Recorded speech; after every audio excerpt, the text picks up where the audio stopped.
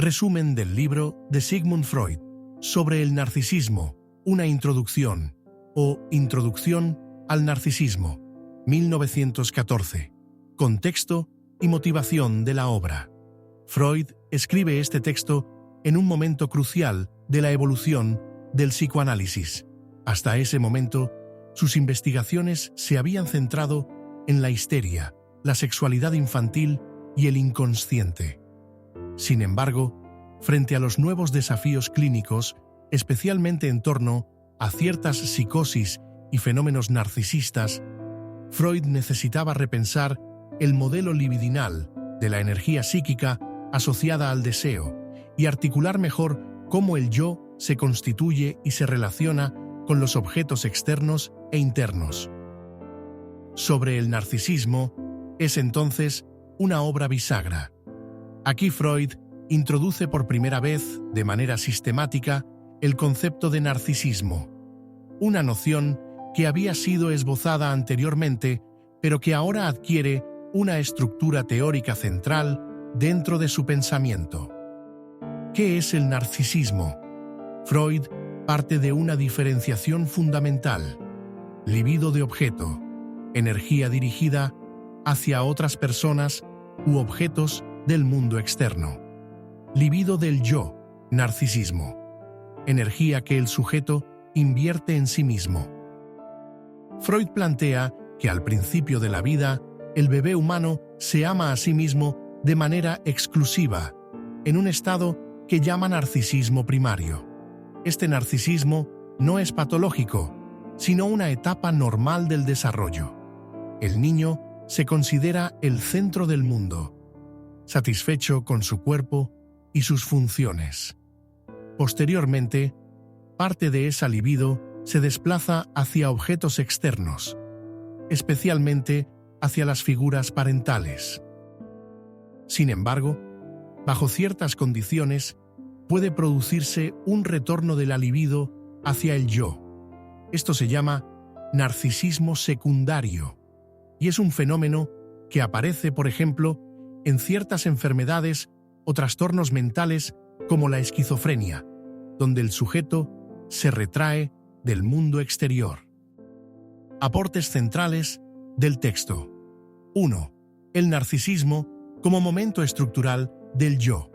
Freud postula que el yo no está dado desde el nacimiento, sino que se forma a partir del narcisismo primario. El yo se constituye cuando el niño toma su propio cuerpo como objeto de amor. Este amor propio no es simplemente un reflejo, sino una organización libidinal. El yo es una instancia erótica, cargada de deseo. Este aporte es fundamental porque rompe con la idea cartesiana de un yo racional autónomo. En lugar de eso, Freud propone un yo erótico, afectivo, vulnerable. La relación entre narcisismo y enfermedad.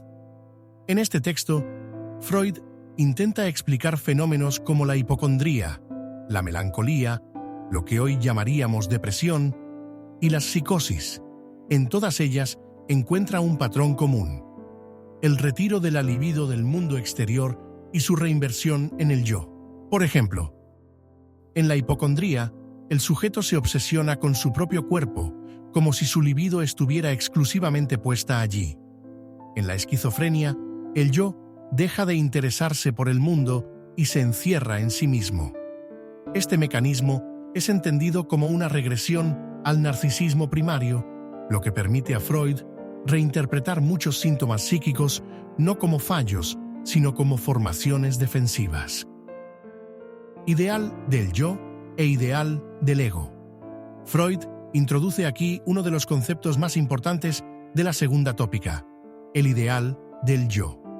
Cuando el niño crece y reconoce que no puede satisfacer todas sus pulsiones, forma una instancia que representa lo que debería ser un ideal. Esta instancia interna se convierte más adelante en conciencia moral, autoexigencia y, en ocasiones, autocrítica destructiva. El ideal del yo es el resultado de las identificaciones tempranas y se forma por las exigencias sociales y parentales que el niño interioriza. Freud sugiere que el amor propio está mediado por la distancia entre el yo real y ese yo idealizado. Esta distancia, cuando es muy grande, puede generar culpa, vergüenza o baja autoestima. Tipos de elección amorosa, por rasgo narcisista o por ideal. Freud clasifica dos grandes tipos de elección amorosa.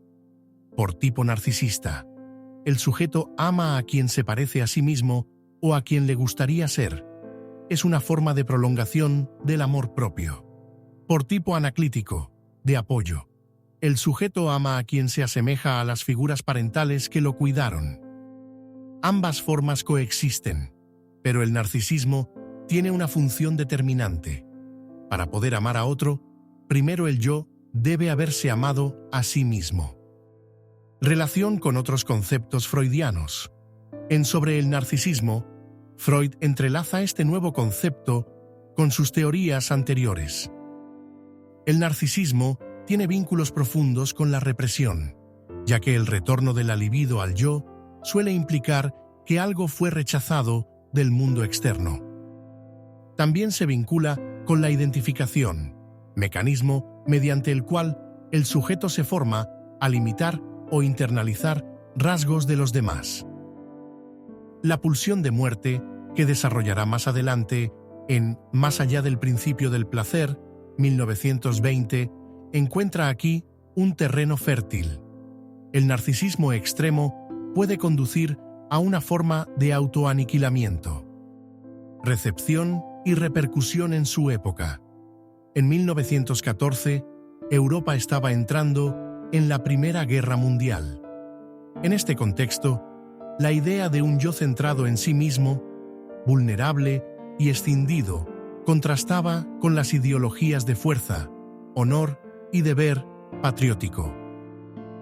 Aunque en el ámbito clínico y filosófico, la obra tuvo una recepción mixta, con muchas críticas desde la psiquiatría tradicional, también fue profundamente influyente en pensadores contemporáneos como Carl Jung y Alfred Adler, quienes reinterpretaron el narcisismo desde perspectivas más amplias. Influencia en la sociedad actual. Hoy, el concepto de narcisismo es ampliamente utilizado, aunque muchas veces de forma superficial o descontextualizada. En la cultura popular, el narcisista se asocia con una persona egoísta, vanidosa o incapaz de tener empatía. Sin embargo, Freud ofreció una visión más compleja y rica. En psicología clínica, el narcisismo es una categoría diagnóstica clave, especialmente en el trastorno narcisista de la personalidad, TNP. En la cultura digital, se ha debatido cómo las redes sociales fomentan formas de narcisismo secundario, exposición constante, búsqueda de validación, idealización del yo digital. En la filosofía y teoría crítica, autores como Christopher Lasch, La cultura del narcisismo, o Byung-Chul Han, han retomado esta obra para pensar el yo contemporáneo, cada vez más aislado, ansioso y dependiente del reconocimiento externo. Además, el narcisismo es clave para pensar cuestiones de género, cuerpo y deseo. Freud abrió la puerta para entender cómo el sujeto se constituye no solo desde lo racional, sino también desde el amor que se da y se niega a sí mismo. Conclusión. Sobre el narcisismo, una introducción. Es una obra clave para comprender el pensamiento de Freud y su influencia en la psicología moderna. En ella, el narcisismo deja de ser un rasgo patológico para convertirse en una etapa estructurante del psiquismo humano.